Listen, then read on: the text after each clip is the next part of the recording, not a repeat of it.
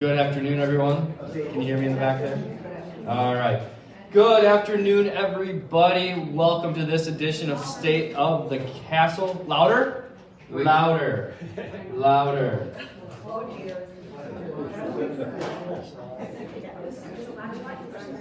There's a lot of buttons on here, Heidi.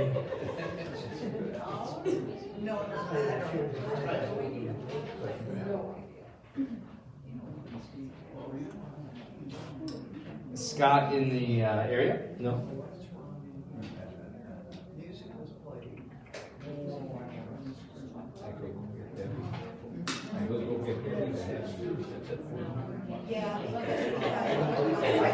How about now? Is that better? Is that better? Yes. Better? Yes. All right. Look at me figuring out the IT. Look at that. Every once in a while. All right. Well, good afternoon again. January. Wrapping up January. We actually had our Winter Wonderland Day yesterday, and I guess it was pretty well timed since we actually had snow. So, hoping everybody's making it through the winter month of January. But we have a pretty full agenda today. I will be taking a number of things towards the end. If you get sick of me, feel free just to head out. But Eric Peterson, who is actually back, was going to take a couple of these questions, but I will take them for him. So, as we always start with, Kathy Johnson, your resident council president, will get us kicked off. Kathy. And while she's walking up, anybody's first time here at a State of the Castle meeting? Dennis, raise your hand. Mr. Bell, Mr. Dennis Bell is back there. Welcome, Mr. Bell. All right. Hey, good morning, good morning. How are you? Afternoon. Good afternoon, good afternoon. How are you? Great. Good. A number of things. First of all, thanks Pat Crump and her committee.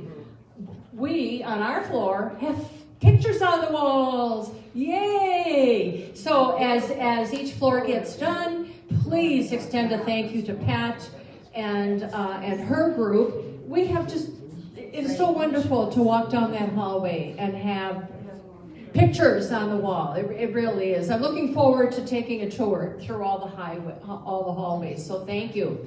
Coming up Wednesday, we have Dr. Mark Aberhage, who is a familiar figure in the units and is now going to make himself more familiar to us. He is a psychologist, a PhD psychologist, and really just a terrific, I think he comes off anyway as this really terrific guy. He is going to be talking about healthy aging, and I know there's a part after that, and I don't remember what it is, but I was thinking, how do we make it sound like something we want to come to? Because healthy aging, and there are some positive aspects, obviously, because you start to feel like you can tell people what you really want to say. But there's also a lot of icky stuff about aging. And Dr. Aberhage has a very positive way of looking at things, and even though he's not aging yet, my husband saw him and thought he was about 30, but he's not. He has a son 19. So anyway, come on Wednesday, 1:30, right here. Yes? Kathy, it's Tuesday the 31st. Oh, Tuesday the 31st. See, I counted on my fingers and I thought that. Healthy aging, mental health, and growing older. Mental health and growing older. Okay. I really urge you to come because he's funny, he's got a lot of stories, he's fun to listen to. Garden Committee is starting to do some planning. Fran was there, Nancy was there, and a couple other people were there. We're starting to plan for the space outside the doors there. So if anybody, I'm thinking particularly new people may not know about this, but the Garden Committee really is more about having the opportunity to putter in the garden if you want. And there are a lot of people who like to just putter in the garden. My husband is one of them. He will be happy from spring through fall, being able to work in the garden. It doesn't require, whatever your level of ability is, there is something, if you like puttering in the garden, you can in that garden. Everybody can deadhead, right? So we will be meeting again sometime. We're waiting to hear from Tyler. And if you are a person who thinks you just might want to be interested in puttering in the garden, please let me know. Kathy Johnson, I'm in the listing. Just give me a call or an email.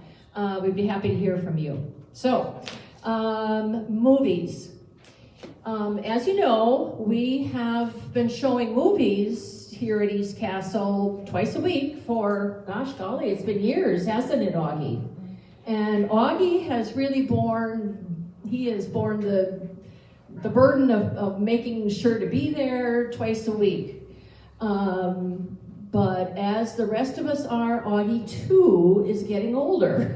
And it can be difficult to twice a week have to show a movie, to be there and manage it. So a committee was formed, and right now there are 4 people who have volunteered.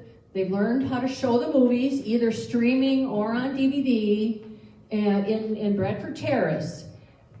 But the goal for that group is to only be responsible, each resident once a month. And if there's movies twice a week, that means at least 8 movies per month. So we really need to have additional people step forward. The process for showing movies in Bradford Terrace and eventually here too, much easier than it has been here. So, and I see Jane nodding her head because she's one of the people that has stepped forward to help. But the plan is to regulate put the number of movies in relation to the number of people who are helping. So it may come down to a decision to only have a movie once a week instead of twice a week. So we really need to be willing to step forward and do that. Richard Knadler would be a person to let know, or I think David Woodard too. So just give either of them a call or an email to let them know that yes, you'll be. It really is easy to do. It really is. So don't get scared of it. And remember, I do a foreign film. It's usually a foreign film the third Monday of every month at 2:30, right here. Well, no, down there in Bradford Terrace right now. So don't forget about that if you enjoy foreign films. Lastly,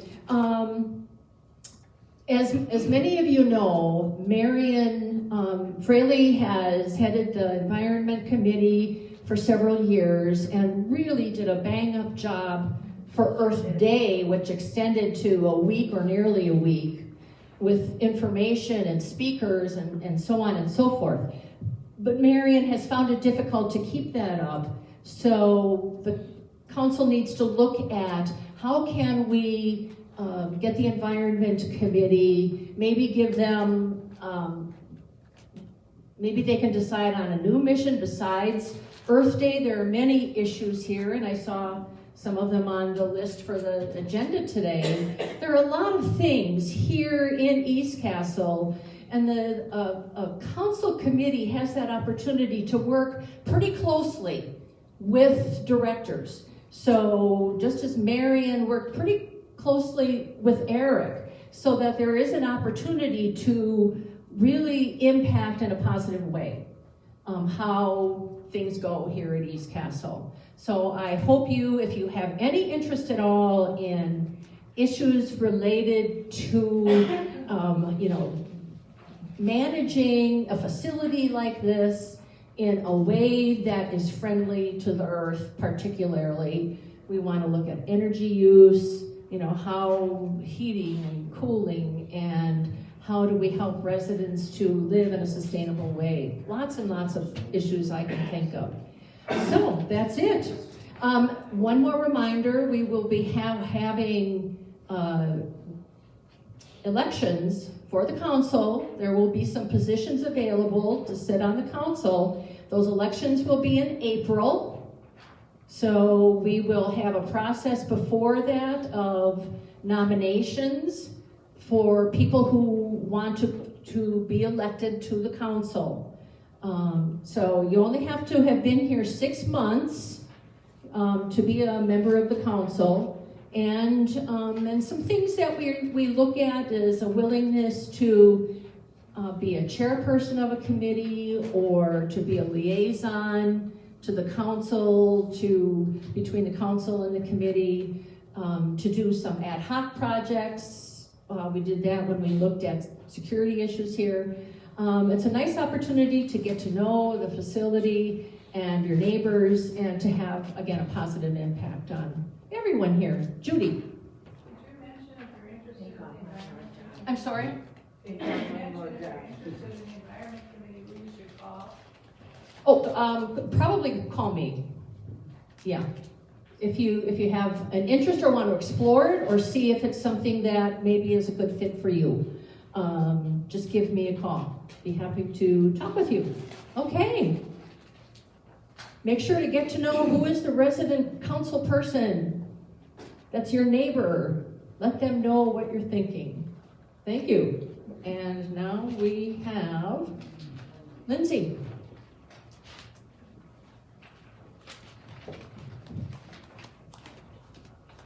Thank you. Good afternoon, everyone. Happy Thursday. So for my update, for COVID and the health center and healthcare I'll talk about. So COVID, we are, knock on wood, doing great at the moment. As we all know, that can change very quickly. As we have no COVID cases for any resident in-house right now, as well as 0 staff members. So with the positivity rate in Milwaukee County still being around that 13-14%, that is excellent news by all of you and your hand washing and mask use, as well as our staff. So that is something we want to keep up moving forward, because as we know, flu season is here and it's ramping up. Hospitals are full right now with those cold and flu and COVID-like cases. So, yes, Kathy. Something that I forgot, but that fits right with what you're saying, is I have certainly noticed that not everyone cleans off equipment after they've used it in the fitness center. It's essential that if you've used a piece of equipment, that you wipe it off. The wipes are right there on the table, because a staff member may not have observed or know that you have used a piece of equipment. If you haven't wiped it off, somebody else comes. And that's how, not COVID probably so much, but other viruses and bacteria can last on surfaces. So it is absolutely essential. It's an expectation of every gym that you wipe down the equipment when you're done using it.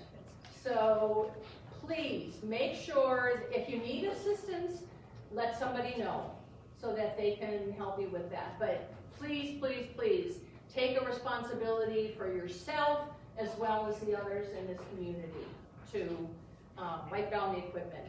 Thank you.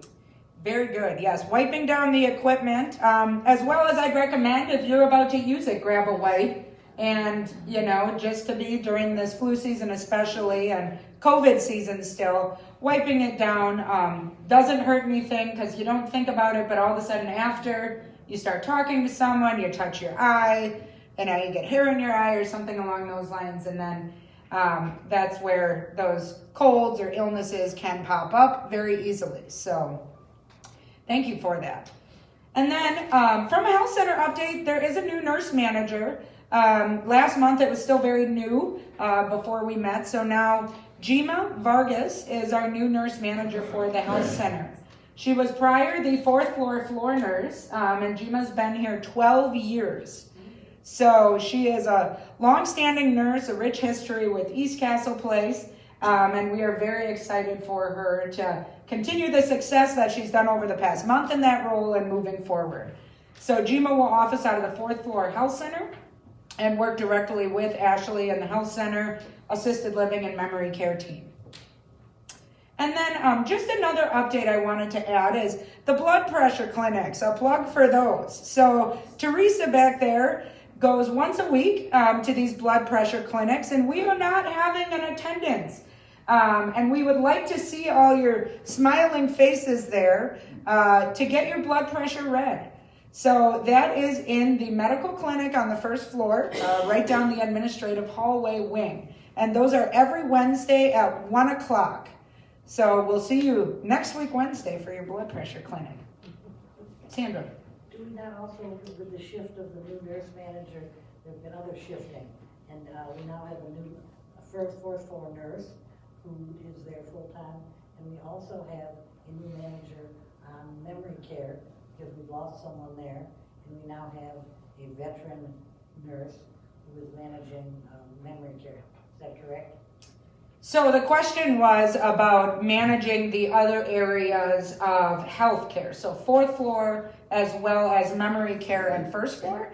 And we have had a lot of shuffling as of recent, as there are holes that people have applied into internally to take that fourth floor position. And then in the interim, while we are adjusting what works best for those areas, we do have Roxanne Farr, who is a veteran nurse. She's been a director of nursing actually for 40 years and has tried to retire from East Castle twice, but we've kept her around.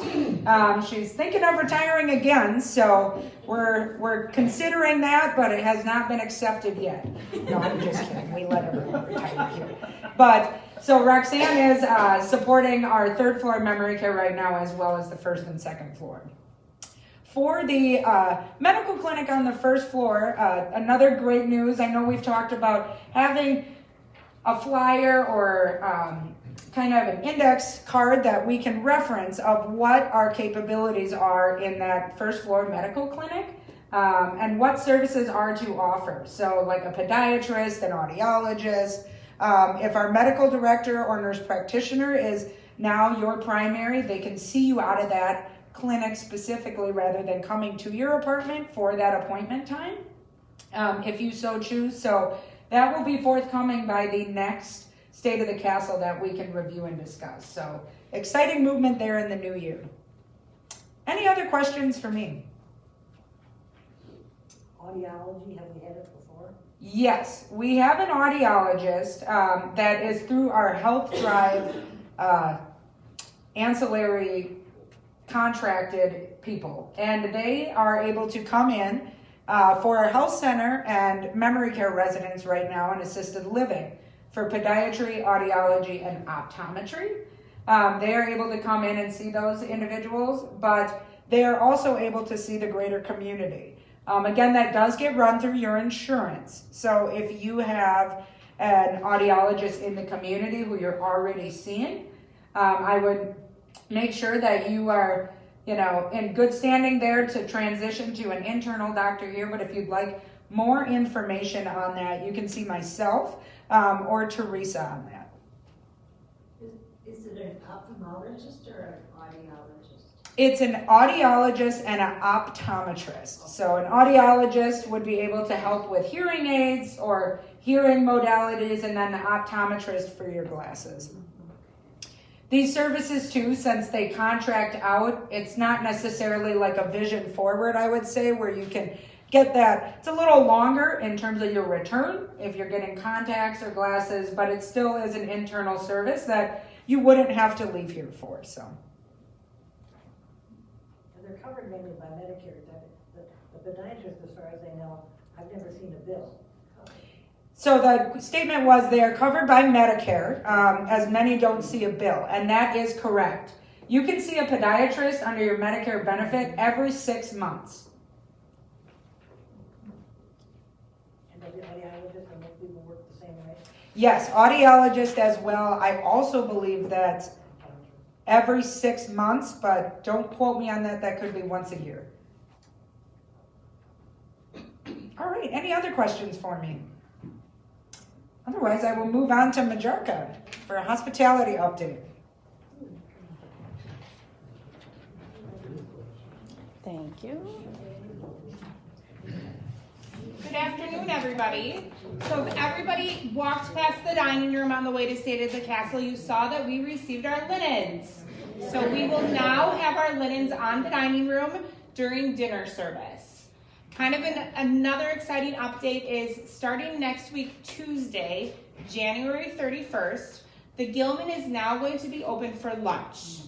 You will not need reservations in the beginning. If we have an abundance of folks coming for lunch, we may require that in the future. But for now, just pop on down anytime from 11:30 to 1, and you can have a seat in the dining room. If you're still looking to invite some friends for lunch and use one of the private dining rooms, we do ask that you make a reservation for that, just so we can be prepared and have the room set for you. Another exciting thing was that this week we launched our brand new menu. So that started Tuesday, so you guys had an opportunity to sample that last night and Tuesday evening. Tonight we will just have the buffet, but then the full menu will be available again Friday through all of the future. If you guys have any comments about the new menu, feel free to reach out to myself or Tim or Tanya, one of the food and beverage committee members, or leave a comment yourself. At our meeting next week, it's going to be the topic of discussion to see how things are going and what the residents' feedback is from that.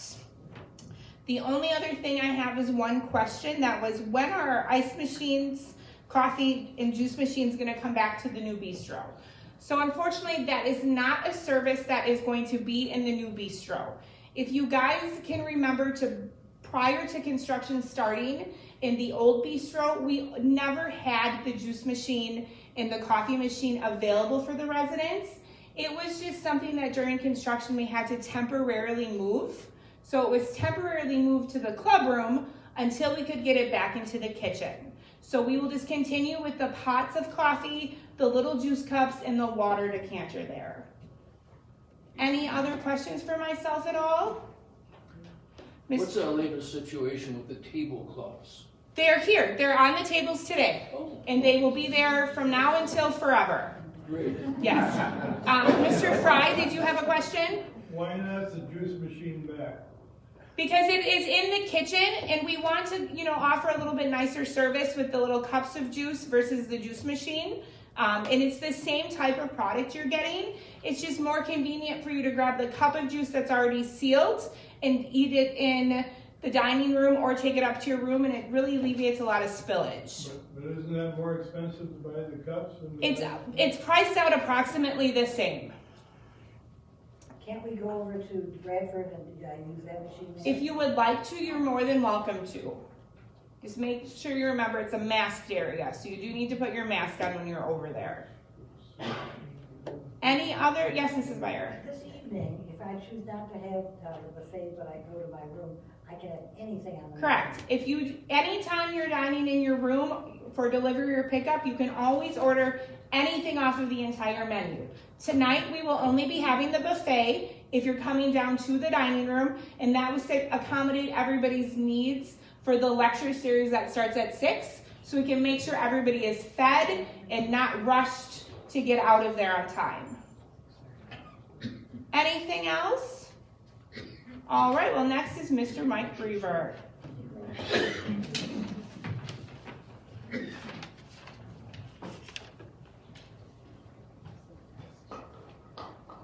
Thank you, Majarka.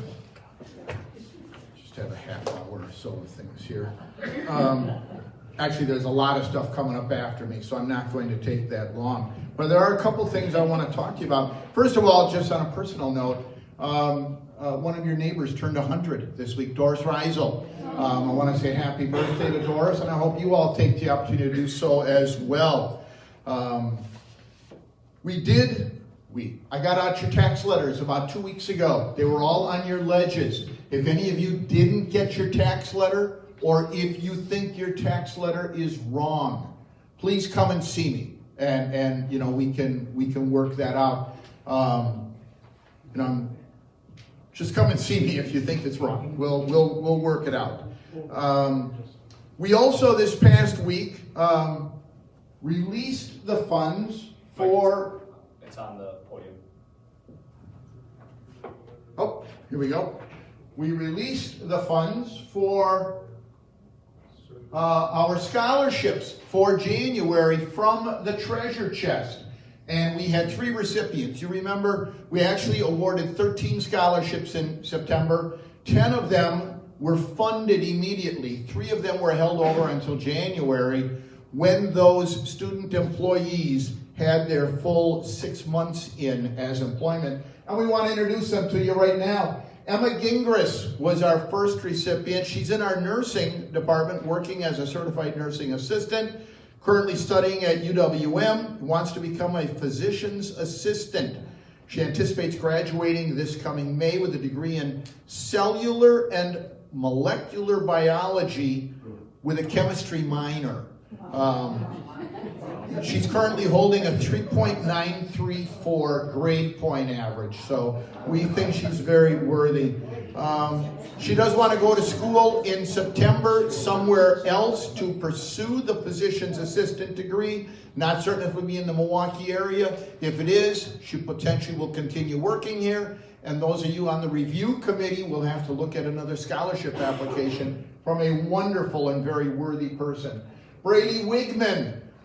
Brady currently works in the kitchen crew. I think he's typically up on 3, 4, and 5 of Bradford, right? Delivering things up there.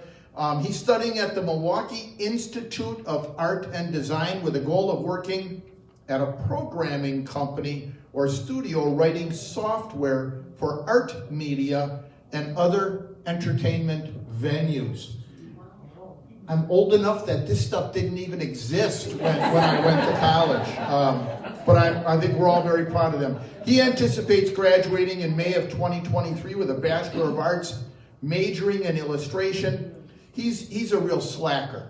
His grade point average is only 3.72. Last but not least, we have McKenna Quinlan. McKenna is currently a CNA working with our nursing staff up in Bradford. She is studying at the Milwaukee Area Technical College and working on a nursing degree. Her anticipated graduation date is January of 2024, so I'm sure we will see an application from her in September and we will welcome it. This is another one. Grady's 3.72 just doesn't hold up. McKenna is currently getting a 3.857. Her goal upon graduation is to work in a neonatal intensive care unit at Children's Hospital. McKenna was awarded the Dr. Randall E. Pollard Memorial Scholarship, which was funded by Mickey in honor of her late husband. So we want to congratulate all the award recipients. If you see any of them in the corridors over the coming weeks, be sure to give them congratulations. This, ladies and gentlemen, is what the treasure chest is really all about. I also want to bring up one other comment. Kathy Johnson was very graciously leading into one of my topics, telling you about your opportunity to get involved in the garden committee and things like that. I want to remind you, the garden committee is fully funded for at least the next 2 years because of Kathy and her husband. They donated a pickup truck that they no longer had use for, a family heirloom, I think it was, right? We secured enough as in a cash award for that by selling it at auction that we have enough money in our garden committee for the next couple of years. If any of you, I know over the next half a year, there's going to be a lot of juggling around downstairs with new tenants moving in, 30 new families, etc. If you go down there to move your car and you find that there is 2 years worth of dust on it and you haven't driven it in 2 years, come and talk to me. Maybe you can do something like Kathy did and fund something here that you're involved in. So let us know. It's something that we hope all of you take advantage of. Last but not least, we are looking for additional volunteers for our treasure chest.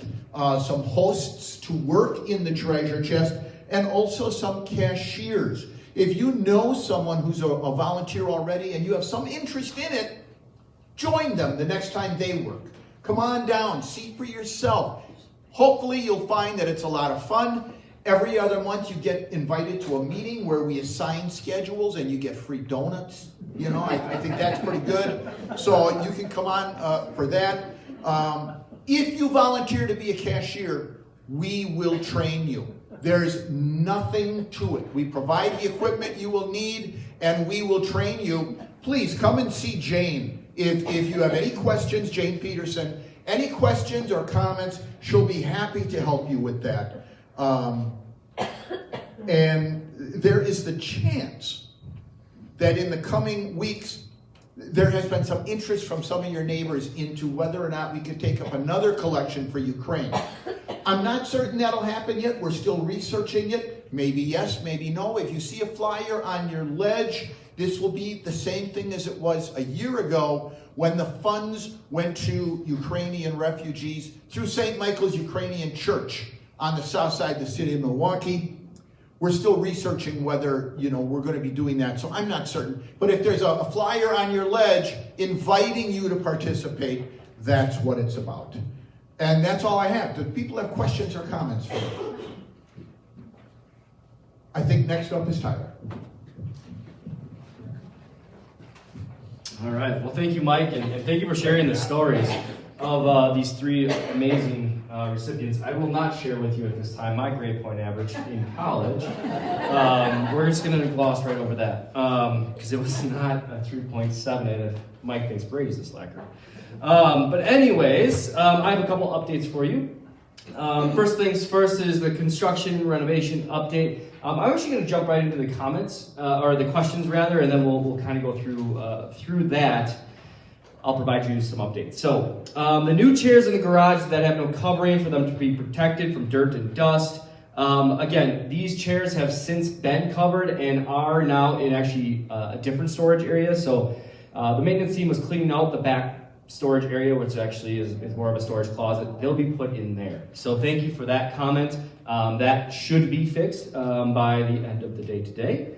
And then, is there a plan to replace the leaky windows in the contemporary building? This was actually brought up, I think, at the resident council meeting. And so I mentioned to the resident council, and I'll mention to you, replacing windows is not necessarily an easy nor a very cheap task. And so we really want to make sure we come up with a long-term plan. So first, what I did was I actually reached out to C.G. Schmidt and reached out to the window provider for them that they work with. And he's going to be coming on site to really look at the current shape of the windows, current status of the windows. Meaning, do they need replacement, or is it a gasket, or is there something that can be done to improve the effectiveness of the windows that we have? At that time, then we'll kind of have a further report about the windows and the status and a replacement, if necessary, timeline. And then obviously that will have to go through the board of directors because that will be a very large capital project, much like what we did with the tuck pointing on the historic building. That was about a $240,000 initiative of preventative maintenance that we did over the course of 3 years. And so again, breaking that up from a capital standpoint makes the most sense. But first, I really want to understand the true impact of the status of our windows, as those windows were 2006, so they're not quite 20 years old, especially in the contemporary building. But at the same time, I understand that they are not Pella or Anderson windows either. So again, wanting you to first take a look, do a little research so I have more data points, so to speak, before jumping into a project. So again, not a solution at this time, but do know that there is research being done.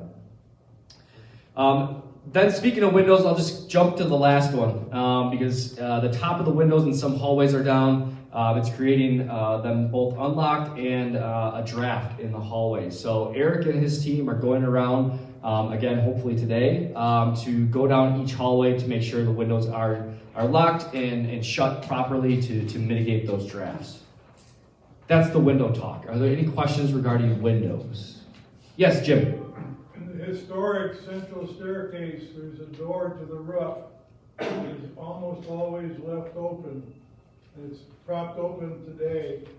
And Eric knows about it umpteen times, and he says he keeps telling the workmen, it doesn't close by itself, you have to close it. So usually when I go by after 4 o'clock, if it's open, I kick it shut, and if anybody's on the roof, they're in trouble. It'll teach them very quickly, Jim, to make sure that they aren't on the roof. All right, thank you. I'll follow up with Eric on that. All right. The next one is, are you planning a gala for current IL residents only to thank us for putting up with all the inconveniences we've suffered through during the last year and the next 7 months due to construction? And so this has been brought to my desk a couple different times, and I've had good conversations.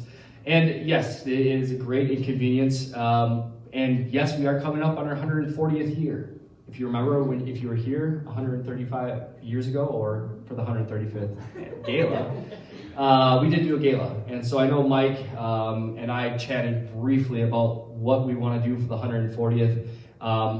So yes, we may do a gala off-site for our 140th.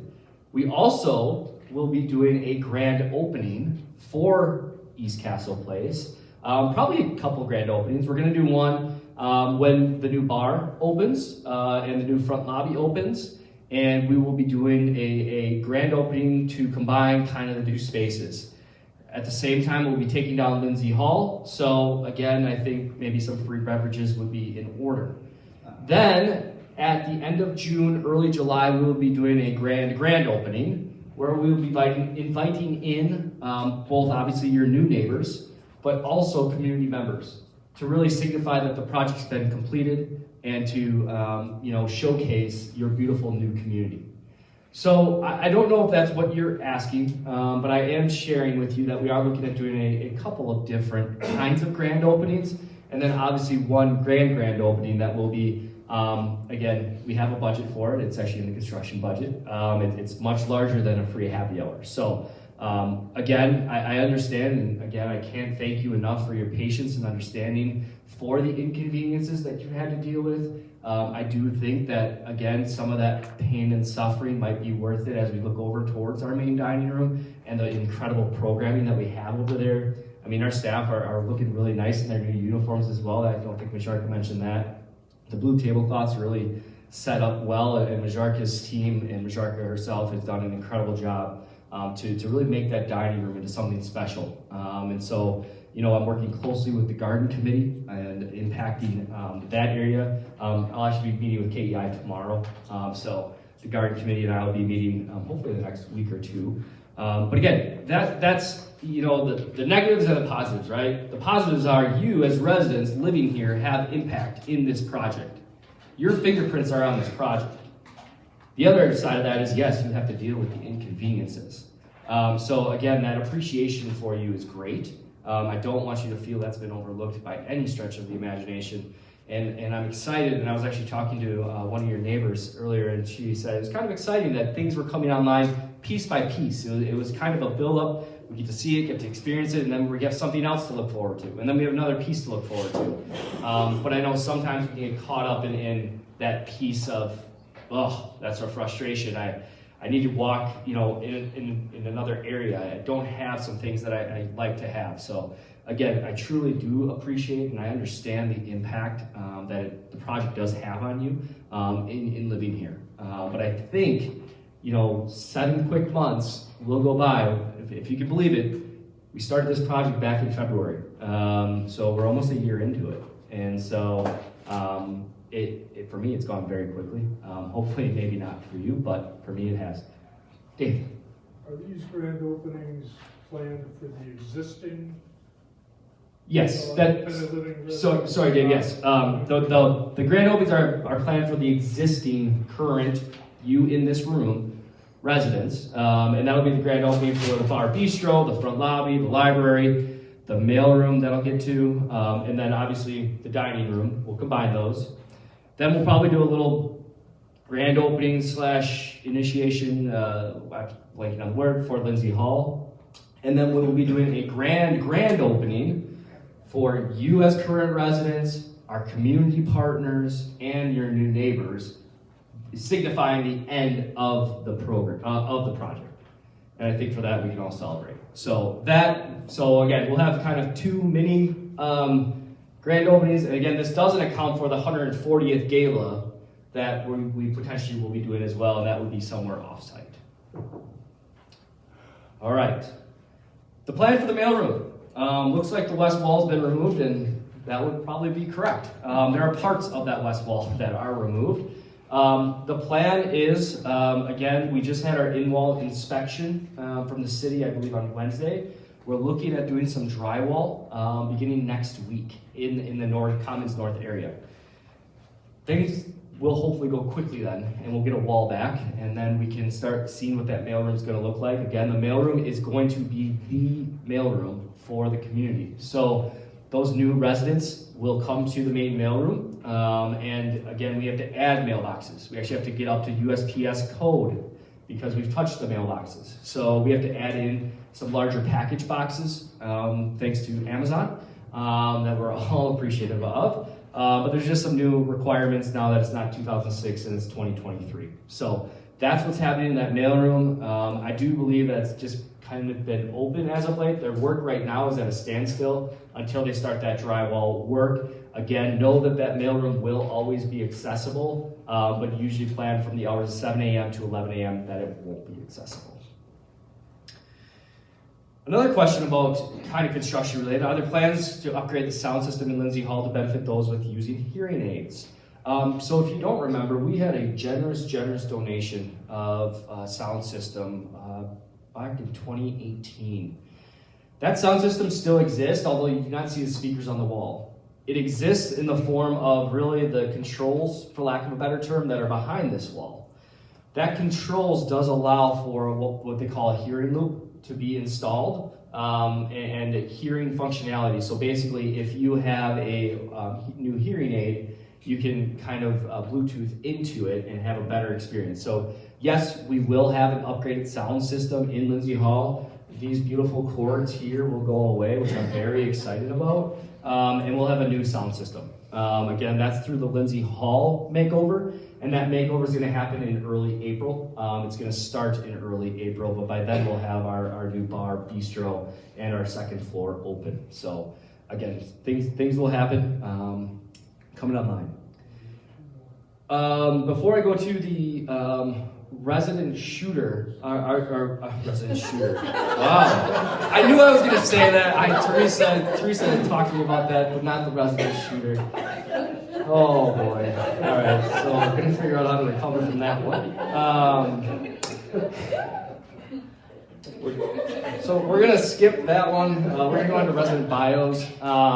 We moving forward are going to add, we can add when residents move in. We are not planning to go back and reissue resident bios with the time that you moved in, but I do like the idea moving forward of when residents has moved in. I think there'll be opportunity with what Stacy's working on with a few of you to potentially add that into the directory electronically. But the paper hard copies we won't go back and look through files of when whoever moved in. If you want to take it on as a project for yourself, I would encourage you. All right, now let's go back to any questions regarding construction. All right, again, things are progressing. The impacts are going to happen. Again, I don't want to share them with you as tentative dates. Again, more firm dates when I have them. Again, right now, tentatively, end of March, the bistro bar area will be open. That then signifies Lindsay Hall coming down for about an 8-week period, which will also probably include this hallway. So logistics are going to be something we'll be discussing in a much more, more detailed area in the future. But right now, the impacts are minimal. They're making great progress in the water tower, soon to be called Lake Terrace building. Already constructing walls on the 4th floor and basically halfway through demolition all the way on the 2nd floor. So things are progressing well and remaining on schedule. Did I hear you say Lindsay and the hall? Lindsay and the hallway, yes, because there's flooring that has to be done. And so there's some logistics that, again, need to get worked through. Again, just with as you know, I'm pretty transparent. This Lindsay Hall coming down is going to be the toughest part of the project for you as current residents. I truly believe that. That we do have to have some type of access down this hallway, but we're still working through what that access looks like. So again, we will make sure that you're communicated with. We will make sure that you have egresses and safety areas. And again, hopefully that this is a shorter delineation. Again, an 8-week time frame to get this back up and going. So, yeah. Any other construction questions? Yes. When will the lobby, the old, the original lobby? Yep. And the front desk be open? End of March is what they're tentatively. So again, I say end of March. There will be details, but again, the front desk and front lobby was the question. When is that going to open? That will open at the bar and bistro. Essentially, they have to take down that center wall because then they have to build the ceiling over the top of it, because right now they've built up to it. They have to connect that somehow. So again, logistics are going to be interesting. It might be some overnight work, then that creates some noise, and then it's a lot of different things that I'll be probably coming to both the resident council and to a few of you for ideas on what's the impact to you. Can we make this work? Again, the construction portion of it to get to the final product. Any other questions? Yes? When they have finished the lobby and everything that she just asked about, will the front door be reopened then and the chain link fence and all that be down? Yes. When I say the end of March, that is the removal of that construction area. And so, again, I know that it appears if you look in the window like there's no way they're getting done, right? End of March is still technically 10 weeks away. So again, they can make a lot of headway in 10 weeks. Right now, they were waiting on some inspections. Were kind of the holdup, but they got through those, it appears. So that also includes that second floor will come back online as well. So yes, the chain link fence and the front door will become your front door. You no longer have to, the Bradford Terrace temporary desk will go away completely as well. And so again, end of March is target. Yes? And that second floor, what's gonna be there? So question was, what's on that second floor? So the second floor will have a larger, meeting space that will be set up with tables and chairs, kind of depending on classroom style. It can fit rectangle. It'll have some technology in there. Basically think of it as a permanent type of committee meeting space. It'll be an area for our employees to do their new hire orientation. It'll be a space that will, we don't have to turn Lindsay Hall over and over with, 10-person type meetings. So if there's a smaller presenter or a smaller lecturer or something of that nature, that space will be available. We'll also have a smaller computer area, a computer resource center for both you as residents as well as staff members up there, so that if for some reason you need help from a technology standpoint, or you yourself just don't want to update or upgrade your computer, you have an area to go to. Then we still have the boardroom. That will be another meeting space. And then we have a small library up there as well, because overlooking the front desk area, there will be bookshelves and things of that nature. And then there's another room that we're still trying to figure out what we're going to do with. And that's the meditation room. That might be where Mike heads back to. So. Is the room that you're building, are you able to use everything on the line between the beauty part of the store all the way through Mike? Or is there a problem with that intervening space? So the issue, there was going to be a temporary wall put up that you could slide back and forth. That wall had to become permanent, but it is all the way across. So they were able to move a lot of their HVAC equipment to the back area. So it is one larger room. It fits about 16 comfortably, I'll say, to 20. So. Yes? The meditation room, that's not necessarily going to be where it's been?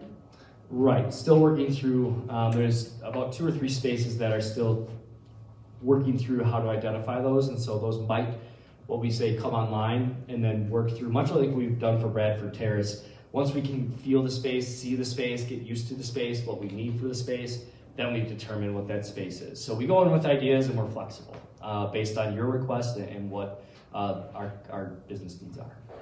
So if that's not the meditation room, so in your discussions, it will be somewhere else? Correct. Rita? There'd be room for a pool table in that extra room. We're gonna get you one day, don't you worry. We're gonna find space for a pool table. Rita? Those of us who take yoga need a lot of space. If you consider when you were kids and you went out in the snow and you made a big angel, that's the kind of space each one of us needs. And when we are, we usually meet in here, but sometimes we get put out of here without notice. And it kind of gets our dander up. I've heard. So I apologize for that. So the question, or I guess more of the comment, was that the yoga group needs space and sometimes feel put out when they aren't notified about meetings. I know that a board meeting was held here on Tuesday with the East Castle Place Board of Directors. And I understand that that wasn't fully communicated or miscommunicated. Again, that's never the intention, is to miscommunicate or not communicate with you. I believe we were able to find space for you to complete your yoga sessions, or did we just cancel yoga altogether? It was crowded. Okay, understood. But again, that's something that I followed up with Stacy Willie on. Again, we don't have another board meeting, I believe, till April, and Lindsay Hall won't be available. Moving forward, the room up on the second floor will be where the board meetings are, and then Lindsay Hall will be available. So I think hopefully we'll mitigate those run-ins between the resident groups, at least without notification. So I apologize again, and again, know that you as residents, again, are very important. Any other questions on the construction or anything else? Otherwise, a couple of last thing is our active shooter policy, not to be confused with the resident shooter policy. So the question was in the resident please address with the residents how to handle an active shooter situation. So glad that this was addressed with staff. I'm not glad that I have to address this because unfortunately it's something that is part of our world. But I did share with the staff basically this slide, and I'll walk you through it. But essentially I want you to know that I didn't train on this because there was a threat. I didn't train on this because of something that I was concerned about the security and safety of you as residents or the safety and security of our staff. It's unfortunate because of the world we live in that I even have to bring this up, and I think there's a lot of schools that also probably feel the same way. And so I first want to make sure you know that you are safe and secure in East Castle Place, and I also shared that with the employees in our all-staff meeting. Because ultimately, I hope that you never have to experience this. I hope you never have to go through this. I hope myself and my family never have to go through this either. But I'd rather be telling you and telling the staff what to do in the event that it happens ahead of time so we can be proactive and be prepared. And God forbid, if it ever does happen to you, you have an idea of what maybe you should do. So the ALICE guidelines are what the Milwaukee Police Department follow. We actually brought in Milwaukee Police Department 3 years ago to do a formal active shooter training program. And we actually developed this policy in collaboration with them. We're looking at probably bringing them back out next year just to make sure we're fresh. But you can follow the ALICE guidelines, or it's the simple run, hide, fight. So ALICE is alert, making sure you know, making sure anybody that is in the situation knows to try to get to safety. One thing I mentioned to staff, I'll mention to you, is don't pull a fire alarm. That issues a different response. Because again, we're very well trained on what to do in emergencies in fire, and that's to run to a fire. This is to run away. Lock down, secure yourself, barricade yourself, lock your doors. That's one thing. Inform, calling 911, giving them as many details as possible. In the event that this threat were to happen at East Castle Place, trust me, it's a pretty in-depth and taxing place that the police officers go through each and every room, each and every closet to clear any threats. So again, the more information you can share with them, the better. In the unforeseen, and again, I hope that this never happens to you, is the fight component. It's fight or flight, right? It's really instinctive. And what I share with the employees is there is no right response to a situation as dynamic and as invasive as this. So it's really instinctual at that point. It's fight or flight.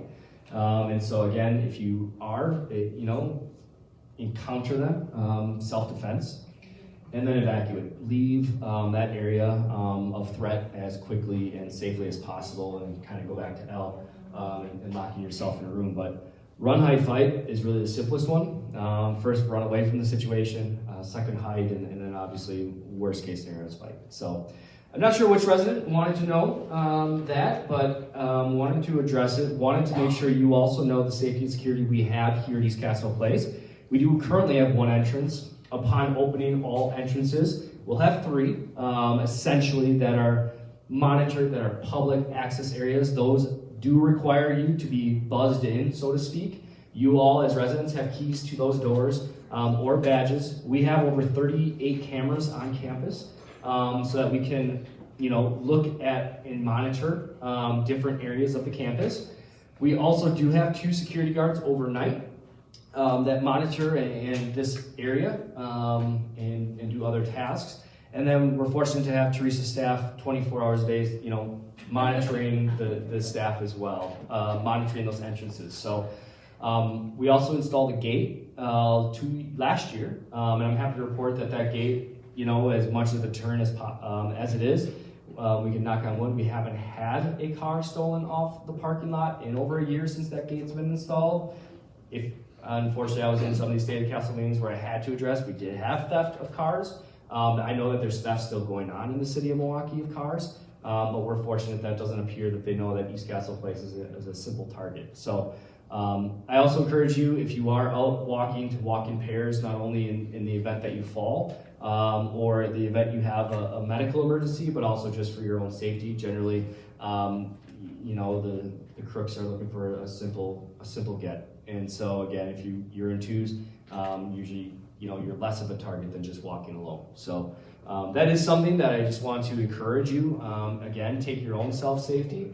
Again, I share this with you not only because I want you to know we have not had a threat here, and I can confidently say that. I share the same with the employees. This is purely to be both training as well as to be proactive. But again, I don't want you to go to your loved one and say, hey, I got trained in active shooter today, because that's usually that's usually a pretty unsettling thing to share. So again, it's not something I enjoy training on. I much rather train on the incredible things that our staff do day in and day out, the extraordinary services that they provide you. But this is something that is unfortunately real life. And so you see it on the news. Unfortunately, it's, so yeah. So there it is. Sandra. How do you intend to let anyone and everyone know about the situation? I mean, again, hopefully the situation is resolved by the time you find out. We don't have a PA system. We probably won't fire out an email letting you know, but it's more so for you personally, if you see it, to go and let anybody you see on the way to your safe place that it's happening.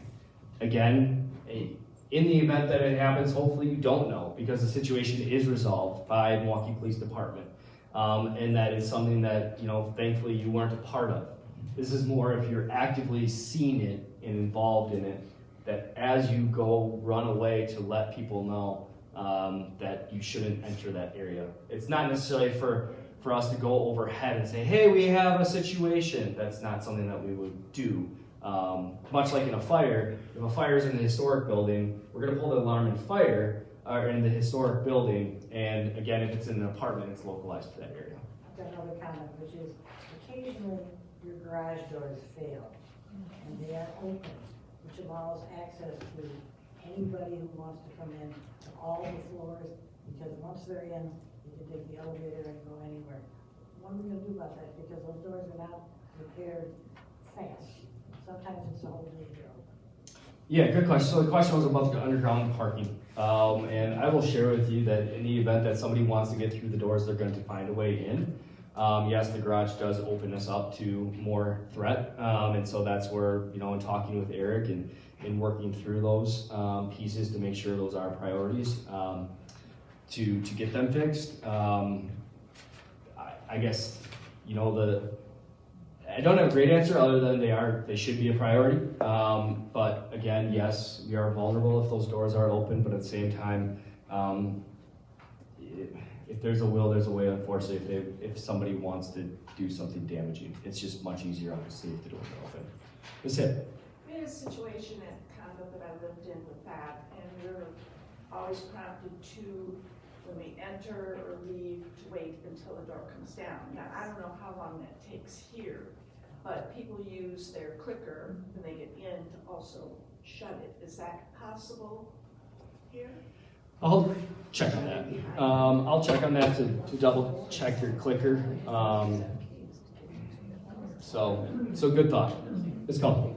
Lately, there's been, on Saturday night or Sunday night, the swimming pool door was probably went about that far again. So I don't know who's doing that, if it's up by construction workers or that.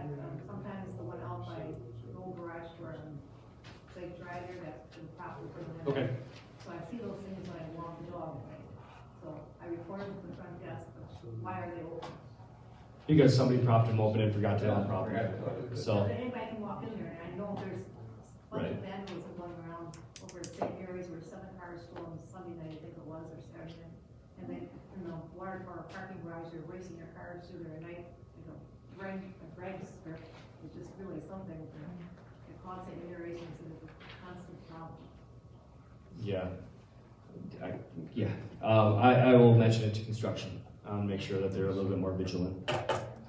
Yes? Another thing we could consider for safety to people who couldn't sneak into the garage, in a condo that we lived in, we ended up much later, you know, after 5 or 6 years, putting locks on the doors that went from the garage to the elevator area, so that people could maybe steal a car or a bike, but they couldn't get into where the living area is. Sure. The only concern I have with that is that then, somebody forgetting their keys and being locked down there. So, but again, definitely an avenue we can explore. So, any other questions?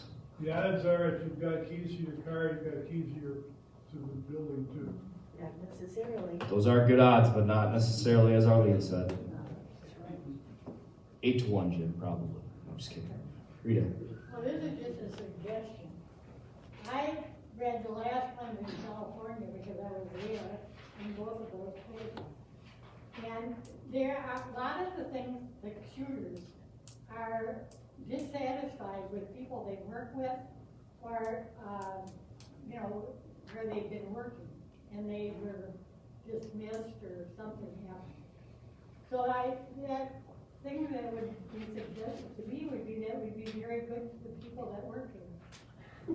That's a great thought, and that's actually I'm going to actually use that as a springboard because we do have great people that work here. And yes, you've probably all seen it. Usually it's sometimes, not usually, but sometimes a disgruntled employee thinking that they are wronged. Again, we have an incredible staff, and I think you get to experience that day in and day out. I know I get to when I come to work and I look around and look at the team that I have here right now, but also the team that I get to work with every day to make sure that the services that you expect are provided, usually at a very high level. So I agree 100% with you, Rita. I have Jen McCune, who's our Human Resources Director here too. She would also probably echo that, yes, treating our employees is our top priority. I tell the new hire orientation staff every single time that, you know, without them, I'm not successful, and I'm one to be very successful as a competitive individual, but also that they are the reason that I'm here and that you are here. Because without them, I can't provide the services. I mean, I think I can do some things, and I know a lot of my team can do a lot of things, but without the staff members and the direct line staff taking care of your loved ones, taking care of the food and beverage, the maintenance, the housekeeping, it's pretty awesome. And so again, I would also just echo, I know that sometimes there's frustrations, and I know that it's been kind of out there too about, making sure that we're treating each other respectfully, and if there's situations or issues to try to resolve those in a respectful manner, and maybe not take it out on the staff. Because I've had a couple staff members come to me and just with a couple concerns of the interactions, and that's rare that happens, but just wanting to make sure that, again, we all make sure we treat each other kind, be respectful, and we're all here for the same reason, and that's to really enjoy an incredible life that we get to live here at East Castle Place, whether that's work or live. And so, again, just keeping that in mind. But also, we have a video that I want to share with you. It's about 7 minutes, and it was put together by Scott McPherson and Mike Brever. But before I jump into that, that's going to end us. That's what we'll leave on. I want to mention this resident handbook. If you didn't know, your fellow neighbors and resident council members, and a special thanks to, and I apologize if I missed anybody. I looked back at an email that was sent to me on the final that had what I felt everybody was copied on. Joe Schmidt, Kathy Johnson, Susan Hackle, Lynn Woodard, Jim Fry, Eileen Olin, and Sandra Meyer, who put together this resident handbook in the lens of the resident. And so a special thanks to Maureen and Cooper, as Maureen was the catalyst for taking that information to the printers and then putting them in these lovely binders. These lovely binders will be delivered at your doors today. So, the resident handbook has been thoroughly vetted and revamped. The director team did also look at it to make sure there's accurate statements and things of that nature. But again, a special thank you to the committee, to the council, and to anybody that put effort into your resident handbook for 2023. This will now be the basis for the handbooks that we have going forward. Again, a lot of great information is in here. If there's something missing, we'll catch it on the next update. But again, there's hours spent, and I think I might be putting hours lightly between everybody that put in time, energy, and effort into this. So hopefully you have an appreciation for this. Hopefully you use it, and it's not just a stand for underneath a table or something, but use it. Yes, Sandy. And we're striving for accuracy. Lynn Woodard is not on that committee, however, Dave is. Dave, thank you. I was gonna put Lynn and Dave because let's give a big hand to Dave. Good shot. Sorry, Dave. That's my fault. But no, thank you. And again, hopefully you're able to see this and it's helpful for you. Again, a quick reference guide. There's a number of different services, appendices, and things of that nature. So again, it'll be at your doorsteps today. Maureen, are we still hoping for? At your ledges. Take your old ones, throw them out, save the binder, use recycling, of course, in the spirit of greenness, but don't mix them up. We don't want them back. We started fresh. We've invested in it. Just as easy as possible. Everyone will have one at their doorsteps. All right, any other questions? Yes. Just wanted to say you will be here tomorrow for the senior games, correct? That is the word on the street. Yes, so we have a senior games tomorrow. I believe it's 1:30 to 3. 1:30 to 3. In Lindsay Hall. It's an exciting event, kind of came out of the wellness committee as well as our fitness staff. Actually, lifestyle committee too, probably drove that, but we have a couple of our lifestyle team members out tomorrow, so I am stepping up. You will see me in tennis shoes tomorrow in preparation for the senior games, seeing how quick my 40 is these days. No, I'm just kidding. But I truly encourage everyone to come. It'll be a great time. It'll be fun. There's different stations. really just to engage in some activity and wellness, both physical and I think there might be some mental in there as well. But yes, right here, 1:30 to 3, I will be here helping out the team and hopefully having a lot of fun. So thank you for that. Looking forward to the hatchet throw. The hatchet throw is something that we did not run past our insurance, so you guys are on your own. No, didn't see that one. Yes? Well, a final comment on the security of the garage doors. We have the disadvantage of having a very slow garage door opening and shutting, but we do have an advantage of having that ramp that goes down. And in addition to, it's a wise thing for all of us as we drive in, pause and see that that door goes down, or on the way out, on the ramp up, to pause and see that that door goes down. But it's hard to get people to get in the habit of doing that. But there might be room for one specific instruction. In the event that anyone, as they're coming in, sees anybody in the area that looks, there might be up on the grassy area or really reading to hop down, if they see somebody in that occasion, to pause for a few seconds and watch the door go down, as well as going out. If they see somebody shifting around the sidewalk or walking down there, that in that specific instance, that people should definitely pause. Great point. So it's just more as being observant of your surroundings, I would say. That if you see something, say something. Again, everybody that's in the hallway should have, kind of a name badge on or a contractor type identification. If you see something that's just looking a little out of place, let me know, let the front desk know so we can address it. I'm not asking you to approach that interesting individual that might have found their way into East Castle Place. So we got the security of Teresa Jenkins. So we call her. So. Teresa Jenkins can't say in over 20 years that door's been left open, no one has never gotten it. Hearing it from Teresa Jenkins and 20 plus years of experience here at East Castle. So. All right, jumping back, we have a gratitude video from our employees to you. I also want to point out the very large card. And this is, again, you're going to hear a couple Merry Christmases, Happy Holidays. I always think it's a nice way to Happy Holiday, can't let the holidays go. But this is from our employees to you in appreciation and thankfulness for your generosity over the holidays. Could you turn the lights down, please? Yes. Thank you, honey.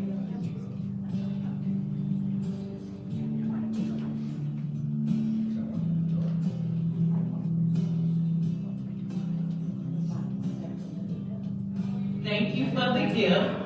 Merry Christmas and a Happy New Year. Merry Christmas. Thank you for your generous donation to the Employee Appreciation Fund. I really appreciate it. I'm definitely going to look forward to using it this holiday season. Thank you, East Castle Place residents, for all you do for us. We really appreciate you guys. We love you and you are like our family. Thank you so very much. Thank you. Thank you so much for the gracious Christmas bonus this year.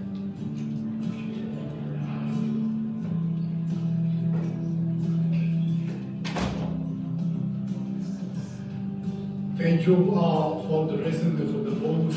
Thank you and have a holiday.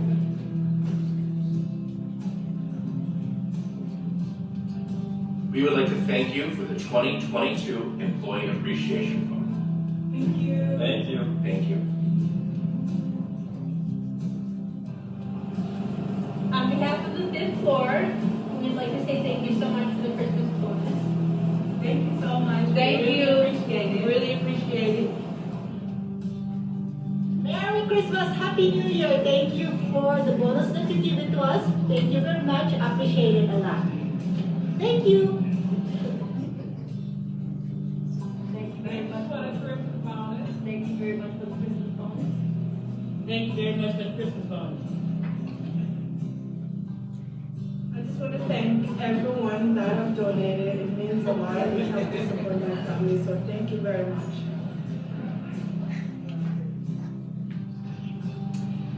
I just wanted to say thank you for the extra gift money. I really appreciate it, and I appreciate the being able to work with the residents here at East Castle Place. Thank you so much. Hello, good morning. My name is Chima, nursing 4th floor. This is to all the residents, lovely residents, blessed residents that gave us the bonus for this Christmas.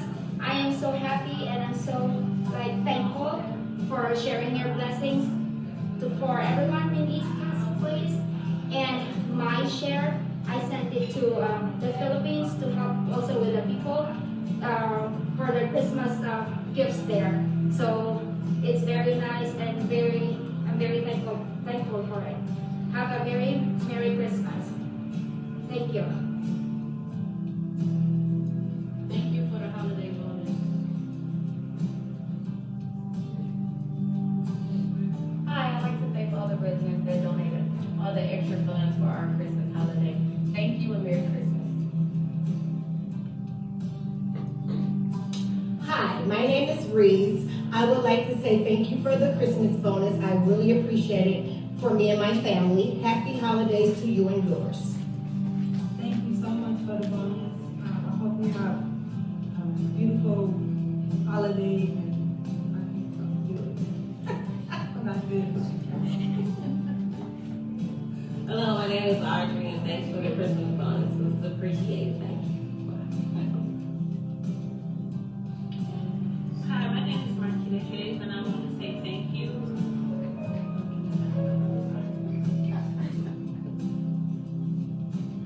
Thank you so much for the generous gift. Happy holidays.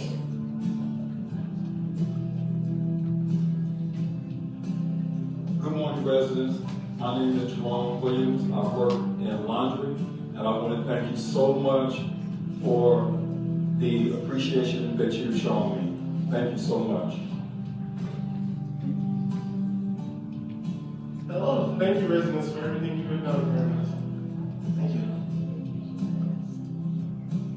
Hello, everyone. This is Scott and Aaron from Community Life. Wanted to thank you from the bottom of our hearts for the wonderful gift we received this season. Thank you very much. It's a pleasure being here for you. Generosity is most blessed. We hope to continue being a great place for you going forward. Thank you. Hi, we're the laundry crew. Thank you for our Christmas bonus this year. I will appreciate it. Merry Christmas. Merry Christmas. Happy New Year. Hi, East Castle friends. I'm Lauren from Activities. I just wanted to say thank you so much for the holiday bonus. I'm Felicia from the Fitness Center. Thank you.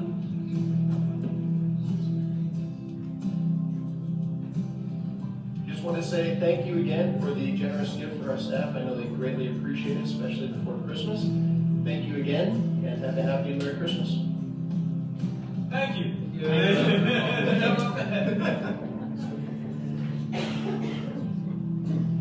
Merry Christmas. Thank you all so much. I appreciate it so much.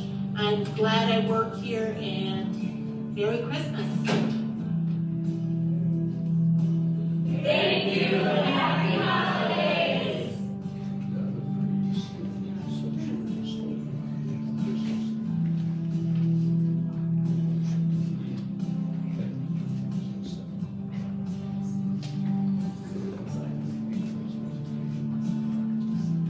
There's one more slide.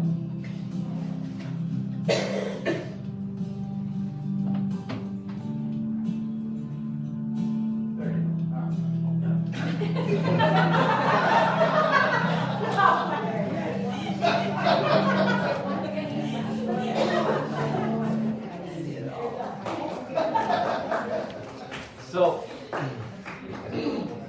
So just in closing, I just want to say, again, the appreciation the employees have for your generosity is immense. Hopefully you felt a little bit of that through the video that was put together. Please also come take a look at the thank you card. If you have any other questions, anything you need, I'll be around.